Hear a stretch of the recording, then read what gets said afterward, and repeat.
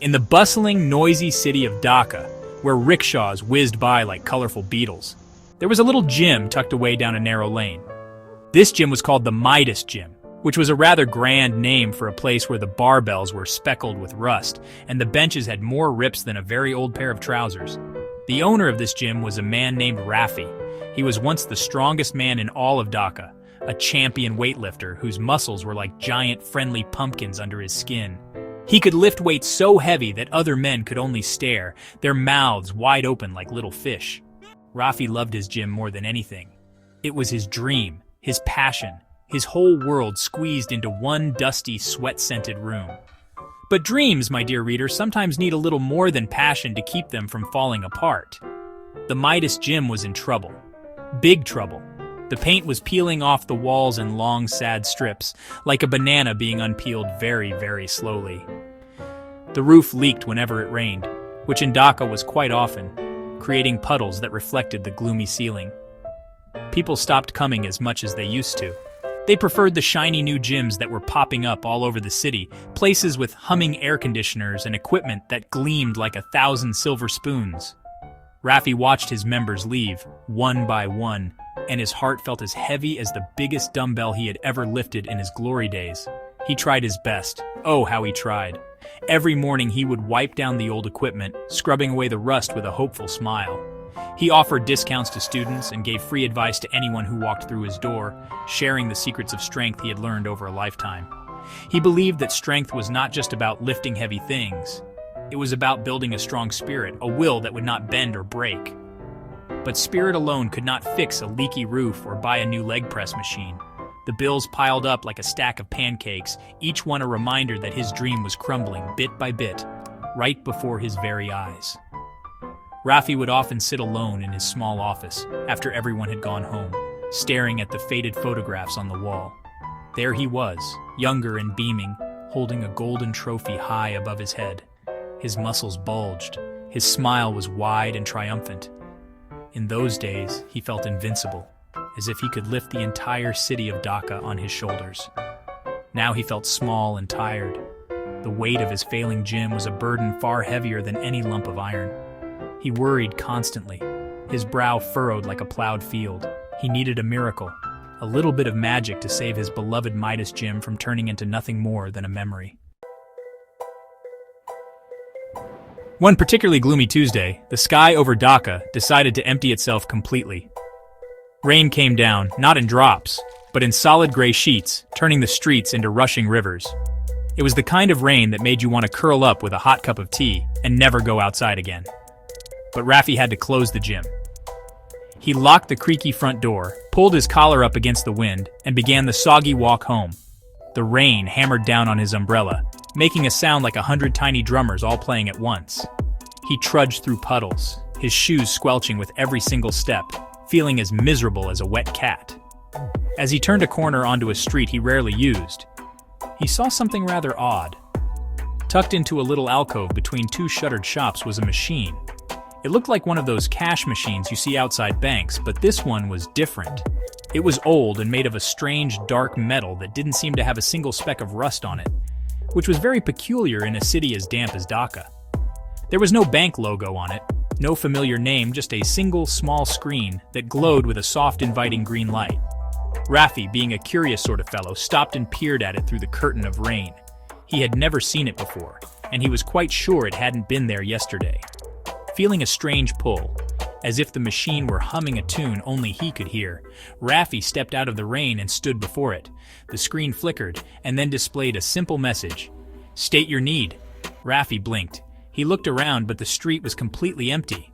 Was this some kind of joke? A new kind of bank promotion? On a whim, thinking he had nothing at all to lose, he typed a small number onto the keypad. He typed 5,000, the amount he needed to fix the worst part of the gym's leaky roof. He didn't have a card to put in, so he just pressed the big green enter button and waited, expecting absolutely nothing to happen. To his utter astonishment, the machine whirred. It made a gentle humming sound like a happy bumblebee, and then a slot opened with a soft click. Out slid a crisp, clean stack of banknotes. Rafi stared. He picked them up, his fingers trembling slightly. They were real. He counted them. It was exactly 5,000 taka. He felt a sudden, sharp pinch in his left bicep, like a mosquito bite. But he was so stunned by the money in his hands that he barely noticed it. He looked from the cash to the glowing green screen and back again. Could it be? Could this strange, magical machine be the miracle he had been praying for all this time? With a heart thumping like a drum solo, Rafi rushed back to his gym, the magical money clutched tightly in his hand. The next morning, the transformation began. He didn't just fix the roof, he replaced the entire thing. Workmen swarmed over the building like busy ants, and soon the gym was watertight and secure. But Rafi didn't stop there. Oh no. Every night he would sneak back to the peculiar machine in the hidden alley. State your need, it would glow, and Rafi would type. He asked for money for new paint, for shiny new floors, and for bright lights that chased away every single shadow. The gym began to sparkle. The old, rusty equipment was the next to go. Rafi ordered brand new machines from faraway countries, the kind he had only ever seen in glossy magazines. Giant leg presses, gleaming chrome squat racks, and rows of dumbbells that shone like silver treasure arrived on big trucks.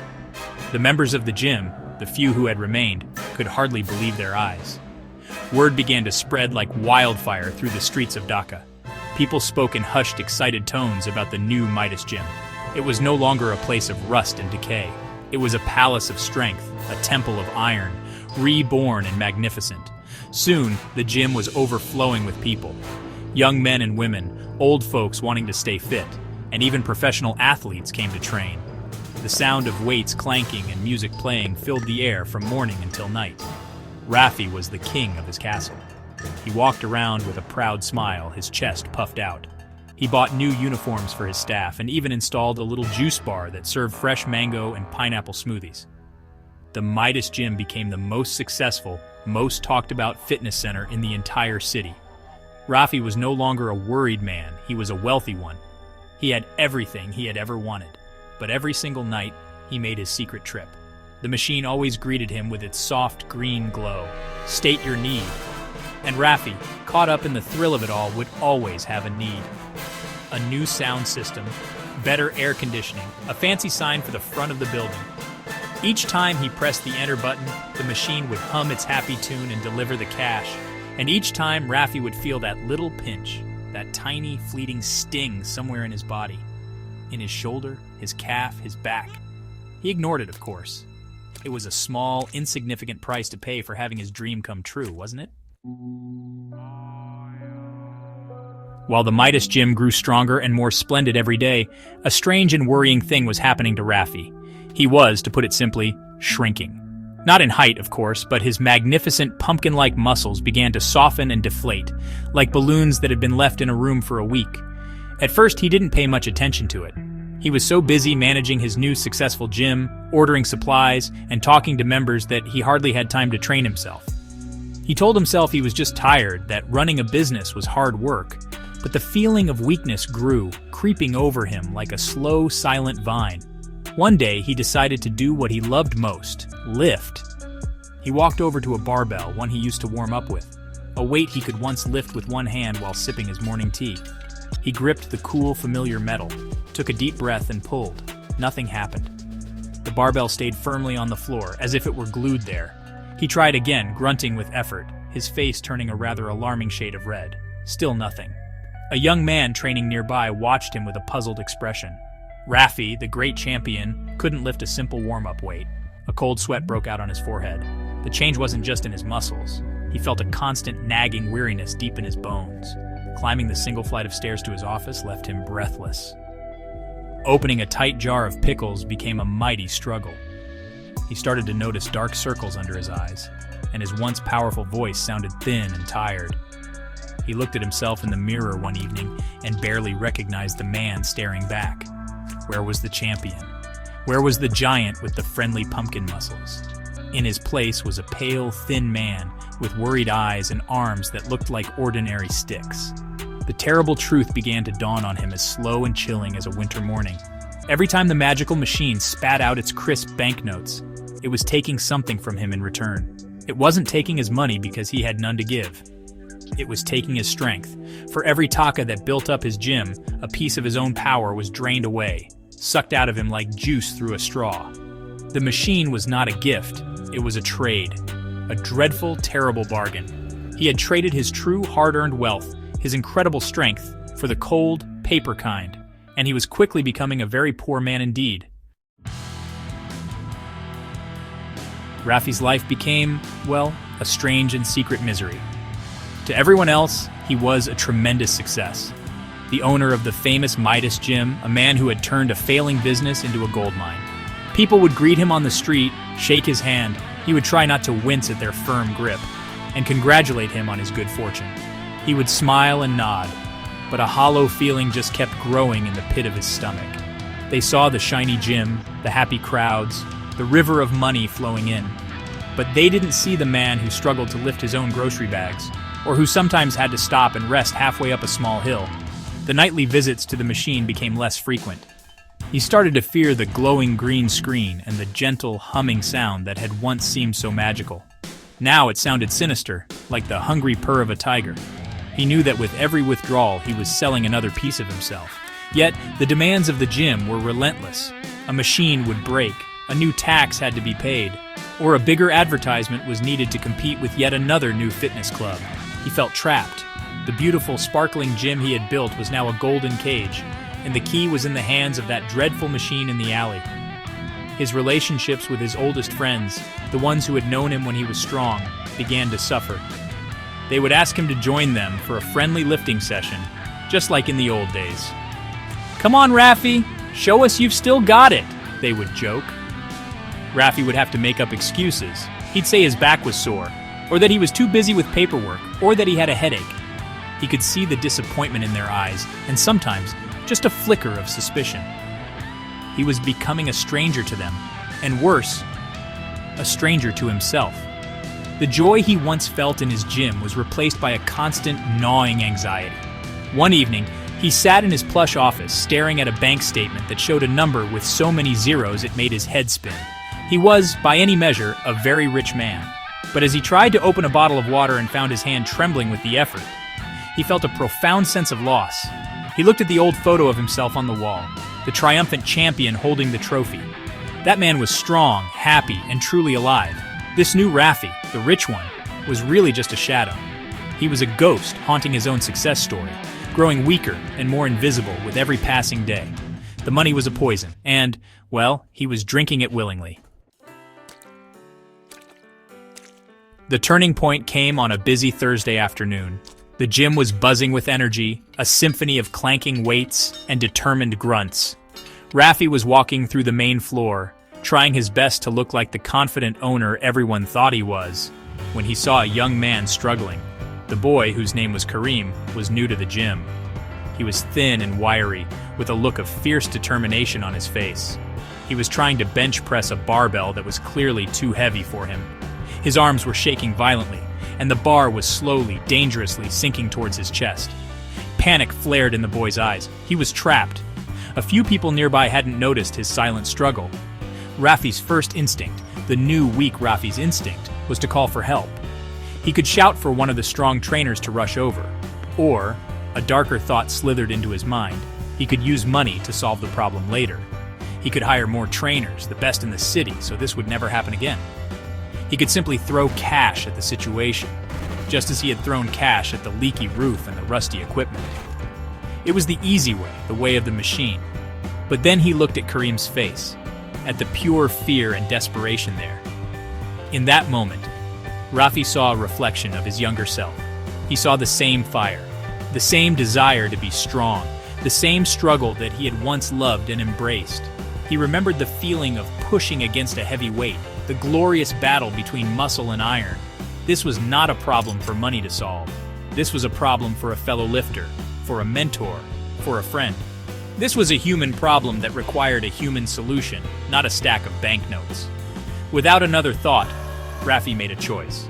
He ignored the weakness that screamed in his bones and the fatigue that clouded his mind. He rushed to the bench. His body felt feeble, his muscles like jelly, but his spirit, the old champion spirit, suddenly roared to life.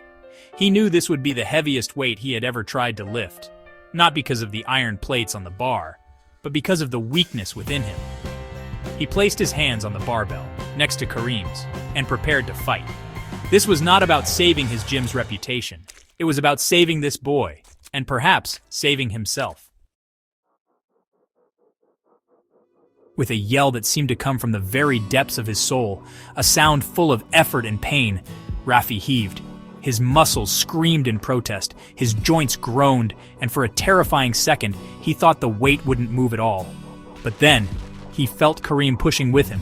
Their combined effort focused on that single desperate goal. Slowly, miraculously, the barbell began to rise. Millimeter by millimeter, it lifted off the boy's chest. It was a terrible, grueling struggle, and every part of Rafi's body felt like it was on fire. But they did it.